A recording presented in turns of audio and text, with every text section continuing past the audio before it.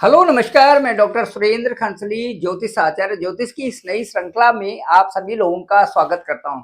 आज हम बात करने जा रहे हैं कर्क राशि की, जो कैंसर साइन है। कर्क राशि में आज हम वो सभी बातों पर आज चर्चा करेंगे जो कि समय अनुकूलता बनाए हुए हैं कर्क राशि के लोगों के साथ में। कर्क राशि का जो लॉर्ड है वो चंद्रमा है और ये पुनर्वसु, पुष्य और अश्लेषा नक्षत्रों से ये राशि बनी हुई है।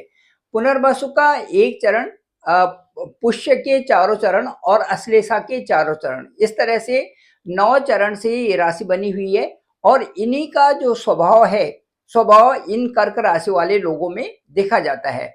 इस समय जो चर्चा कर रहे हैं वो ये है कि कर्क राशि में इस समय मंगल भी गोचर कर रहे हैं। और यदि कर्क राशि से देखा जाए तो ठीक जो मंगल की स्थिति है, इनकी जो कर्क राशि से ठीक पंचम के भी लॉर्ड मंगल हैं और उसके साथ साथ में सप्तम के भी यहाँ पे जो पंचम के लॉर्ड भी मंगल हैं और उसके साथ साथ आपके दसम भाव के लॉर्ड भी मंगल हैं। इसलिए पंचम और दसम के लॉर्ड आप सीधे आपके लग्न में यानी कर्क राशि में इस समय गए हुए हैं, जो कि एक बहुत अच्छा योग वहां पर बना रहे हैं। ये योग जो है आपको धन धान्य और साथ साथ में समृद्धि देने वाला योग है। ये ऐसे योग में जो वेल्थ से संबंधित प्रोग्रेस आपकी बनती है। चलिए इसके बाद हम देखते हैं कि जो भाग्येश होते हैं, भाग्येश बहुत बड़ी चीज कुंडली में कही जाते हैं। और भाग्य स्थान के जो लॉर्ड हैं उनका जो आपका होरोस्कोप है, जो आपकी जन्म कुंडली है, उस स्थान का लॉर्ड कहाँ पर बैठे हुए हैं, उस स्थान को कौन से ओनरशिप वहां पर होल्ड किए हुए हैं, यह बहुत महत्वपूर्ण हो जाता है। ये ठीक कर्क लग्न की कुंडली है और कर्क लग्न से ठीक जो आपका नवम स्थान है वो भाग्य स्थान कहा जाता है। नवम स्थान में जो अंक है वो 12 अंक है। 12 अंक का मतलब हो गया कि मीन राशि, और मीन राशि का मतलब हो गया उनके जो लॉर्ड हैं, जो ओनरशिप जिनके पास है 9th हाउस की, वो है जुपिटर। जुपिटर यानी बृहस्पति, गुरुदेव बृहस्पति, जो इसके लॉर्ड हैं। अब ये देखेंगे कि गुरु, जो बृहस्पति जो ग्रह हैं, ये कहाँ पर बैठे हुए हैं। जो मीन राशि के जो लॉर्ड हैं बृहस्पति हैं, वो कहाँ बैठे हुए हैं आपकी कुंडली में। तो वर्तमान में यदि अभी देखा जाए तो वो बैठे हुए हैं आपके इनकम हाउस में।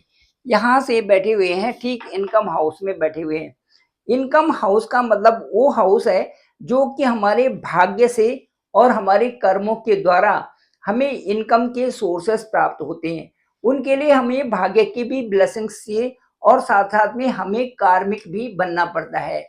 तो ये जो नॉम हाउस जो है, इसे कहते हैं भाग्यम फलति सर्वदा। इसीलिए कहते हैं कि भाग्य का यदि भाग्य सही आपके केंद्र के स्थानों में हो या त्रिकोण में हो, तो इनसे काफी अच्छे रिजल्ट्स इनके आते हैं। तो इस समय आपका जो भाग्येश है वो आपके लाभेश में यानी कि 11th हाउस में बैठे हुए हैं। तो इस समय ये रिजल्ट्स भी आपके लिए बहुत अच्छे होंगे। ठीक इसके बाद भी जब यहाँ से बृहस्पति 14 जो मई 2025 को जुपिटर ट्रांजिट होंगे आपके 12th हाउस में। 12th हाउस भी एक साधारण हाउस नहीं है। 12th हाउस की यदि गणना की जाए तो ये धर्म कर्म का स्थान है, विदेश यात्राओं का है, विदेशों में रहने का है। साथ साथ में जो 12th हाउस है ये स्पिरिचुअलिटी का है और इसके साथ साथ में उपवास, पूजा, भक्ति, ये सारी चीजें हमें 12th हाउस से देखने को मिलती हैं। बृहस्पति यदि 12th हाउस में होते हैं तो कुछ इसी तरह की स्थिति बनती है, क्योंकि बृहस्पति जो है आपको पायस यानी कि धार्मिक चीजों की तरफ प्रेरित करता है।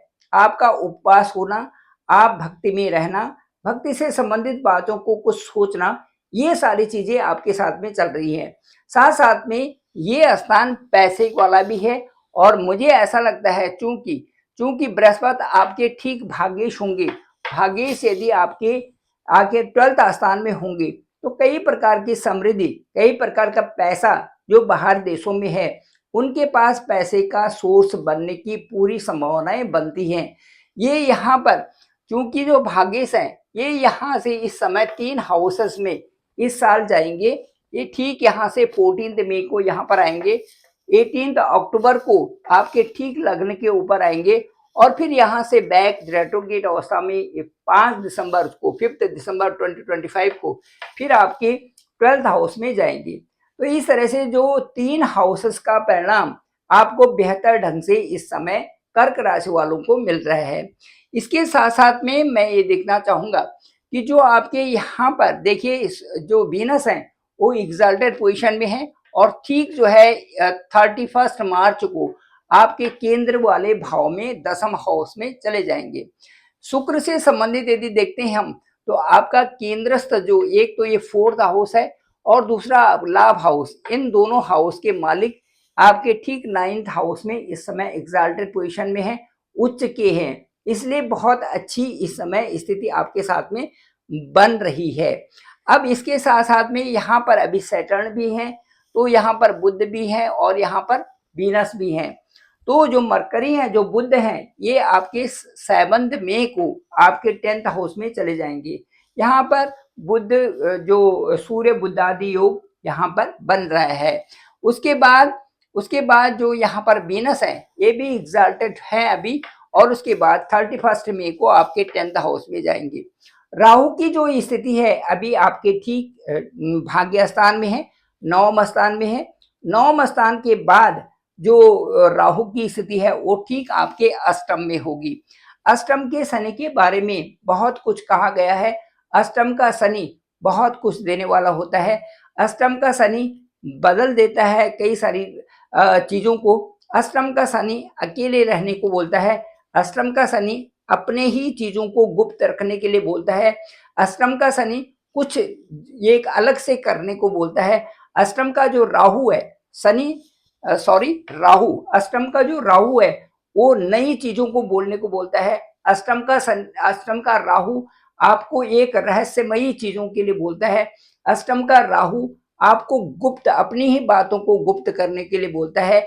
और जो राहु अष्टम में आपके होंगे ये ठीक 18 मई 2025 से और ठीक 5 दिसंबर 2026 तक यहाँ पर यानी कि 1 साल और 1 ईयर एंड हाफ, कहने का मतलब है कि 1.5 साल तक आपके अष्टम भाव में रहेंगी।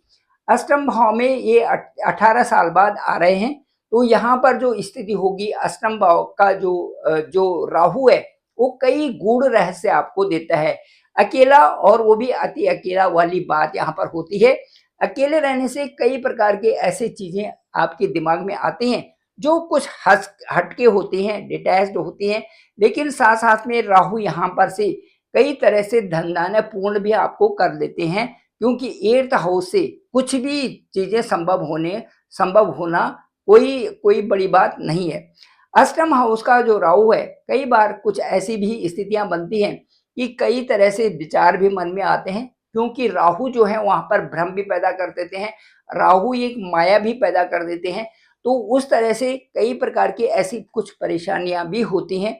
लेकिन इसके साथ साथ में जो रिसर्च के फील्ड में है उनको विशेष लाभ की यहाँ पर प्राप्ति होगी, क्योंकि गूढ़ रहस्य और साथ साथ में खोज, ये रिसर्च हम 8th हाउस से देखते हैं। राहु उसमें कई सारे संपुट, कई सारे नई एडिशन, कई सारे नए कंटेंट्स यहाँ पर डाल देते हैं, जो कि कई तरह से राहु के 8th हाउस में होने से वो चीजें बहुत बेहतर ढंग से होती हैं। अब मैं ये कहूंगा कि राहु का यहाँ पर आना पैरों में दर्द, हाथों में दर्द, पैरों में दर्द, विशेष करके पिंडली और पाँव में दर्द करता है और इसके लिए आपको जो विशेष आपको ध्यान भी रखना चाहिए। इसके साथ साथ में यहाँ पर जो आपकी दूरदर्शिता बढ़ेगी, आपकी सोच सकारात्मक होगी, रिसर्च के फील्ड में आगे जाएंगे, गहन अध्ययन करेंगे और उसके साथ साथ में आपकी गोपनीयता जो है, अपनी चीजों को गोपनीय रख करके जो चीज जिसमें आप हायर स्टेटस में जाते हैं उनको गोपनीय रख करके अपने ज्ञान को और उसको प्रदर्शित करेंगे। इसके साथ साथ में मैं ये बताता हूँ कि अष्टम का जो राहु है यहाँ पर थोड़े से कुछ ऐसे परिणाम दे देते हैं जिनसे लगता है ये कुछ हटके ही परिणाम आ चुके हैं। अष्टम हाउस के राहु से देखा जाए तो बहुत बड़ी प्रगति यहाँ पर संभव है। इसके साथ साथ में यदि उपाय किया जाए, अष्टम भाव का राहु का उपाय किया जाए, तो ये है कि अष्टम भाव के लिए हम शिव की स्तुति करते हैं और शिव को जो जो बेलपत्री है, दूध है, दही है, शहद है, गंगा जल है, इन चीजों के साथ साथ में 108 चावल के दाने और उनको जो है शिव शिव के ऊपर अर्पित करना और साथ साथ में दूध, दही, घी, शहद से अभिषेक करना, ये जो है शिवालय में बहुत अच्छा माना जाता है। तो जो भी कर्क राशि के लोग हैं इस समय शिवाय नमः इस तरह से जाप कर सकते हैं, ये बहुत अच्छा है। या पार्वती पतये हर हर महादेव इस तरह का जप कर सकते हैं, जो कि बहुत अच्छा इनके लिए रहेगा। क्योंकि आश्रम भाव का राहु थोड़ा अकेले रखता है, अकेले में कई प्रकार के विचार आते हैं। कभी आदमी यही महसूस करता है कि सोलिटरी रख करके उनके मन में ये विचार आते हैं कि कुछ हटके भी दुनिया है, इसलिए इस समय शिव के नाम का जप करना चाहिए।